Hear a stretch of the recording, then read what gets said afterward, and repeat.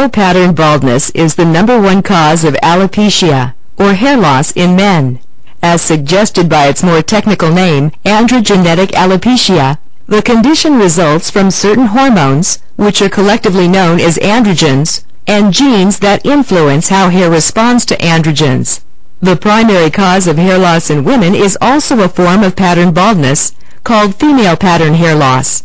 Most men and women are genetically predisposed to developing pattern hair loss because they inherit genes for the trait. This form of hair loss typically occurs between the ages of 20 and 45 in the majority of patients, but can occur at a very young age and may continue throughout one's life.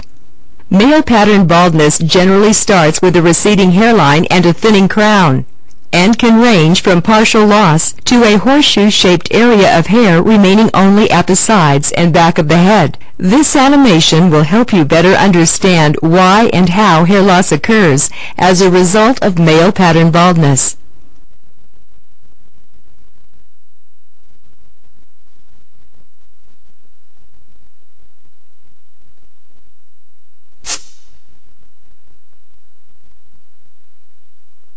A typical hair consists of the shaft, which is the part you can see, and the root, which resides in the hair follicle. The hair shaft is non-living tissue, and only matrix cells in a region at the root surrounding what is known as the dermal papilla grow and divide, gradually pushing the elongating hair outward. The numbers of hairs on a person's head varies by hair type and race, but a typical range is 100,000 to 150,000 hairs on the scalp. Each day an average of 50 to 100 hairs fall out of hair follicles as part of the normal growth process. Hair that is lost is continually replaced by new hair, which grows in a cycle. When the hair growth cycle is disrupted and more hairs are lost than regenerate, thinning hair and possible baldness result.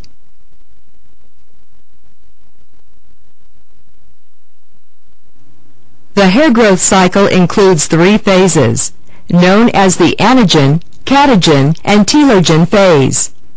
The anagen phase is the longest, lasting between 2 and 8 years. During anagen phase, the hair grows actively from matrix cells in the bulb, where the dermal papilla is nourished by blood vessels. The next phase of the growth cycle is the catagen phase. This is a short 2 to 4 week transitional period in which the hair stops growing and the lower portion of the hair follicle retracts up to the level of the erector pili muscle.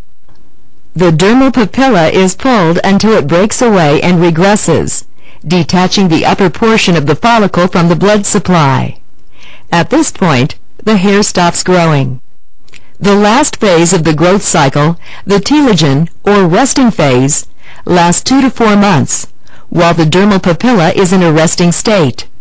Following the telogen phase, the hair follicle reattaches to the dermal papilla and the follicle re-enters the anagen phase.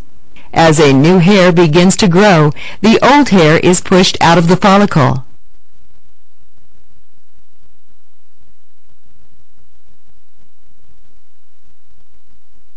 Normally, about 10 to 15% of follicles are in the telogen phase. With the onset of male pattern hair loss, this number can increase to 20% or more. The shift occurs when a type of androgen hormone, dihydrotestosterone, or DHT, binds to hormone receptors on the dermal papillae of hair follicles. When DHT contacts a hormone receptor in the dermal papilla, it activates pattern hair loss by disrupting the normal growth cycle. The affected follicle spends more time in the resting telogen phase, has a shorter growth anagen phase, and it physically shrinks in size and diameter and fails to grow. The follicle is still alive and connected to the blood supply, but its hair-producing ability is diminished. As a consequence, hair production slows. Weaker and shorter hair is produced, and some follicles shut down completely. The shorter growth cycle causes more hairs to be shed than are produced, which causes balding to begin and become more obvious.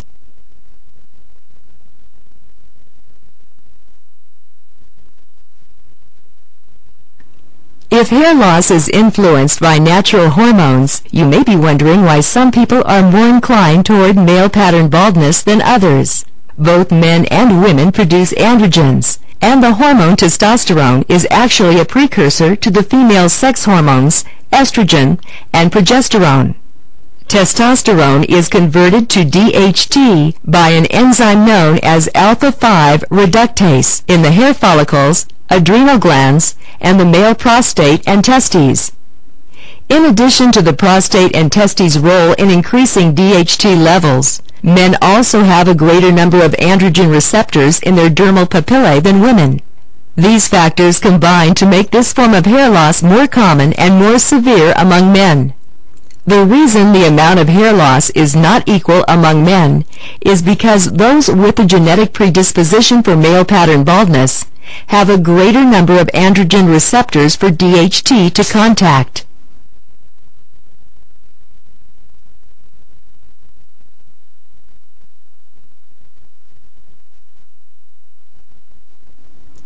Genetic material within each cell is stored in chromosomes.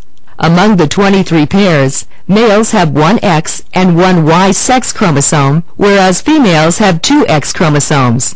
The androgen receptor gene resides on X chromosomes, but the genetic component of male pattern baldness is not as simple as once believed. People once thought that if your grandfather on your mother's side was balding, you had a 50% chance of inheriting the trait. And here's why. Your grandfather is male, so he has one X and one Y chromosome. Your mother is female, so she inherited two X chromosomes, one from your grandfather and one from your grandmother. You inherited one of her X chromosomes, so you have a 50% chance that you received the X chromosome with the balding trait that came from your grandfather.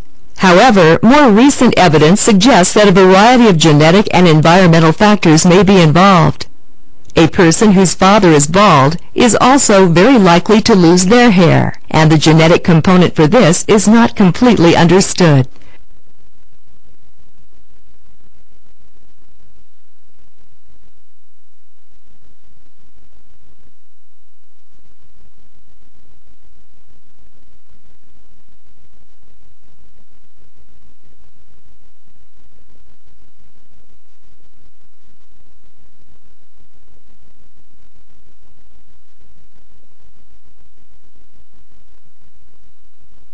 For those who are genetically predetermined to exhibit male pattern hair loss, there is usually a progression from a receding hairline to a particular degree of balding. This process depends on where hair follicles are more susceptible to balding on an individual's scalp. A tool known as the Hamilton-Norwood scale helps classify the different ways male pattern baldness occurs, and it gives a relative measure of the degree of hair loss. Hair loss is divided into 7 different categories. A full head of hair with little to no hair loss is signified as type 1. Complete loss of hair along the front and crown, where only a small ring remains around the sides and back of the head, is signified as type 7. Select any example to see the hair loss progression for that particular type.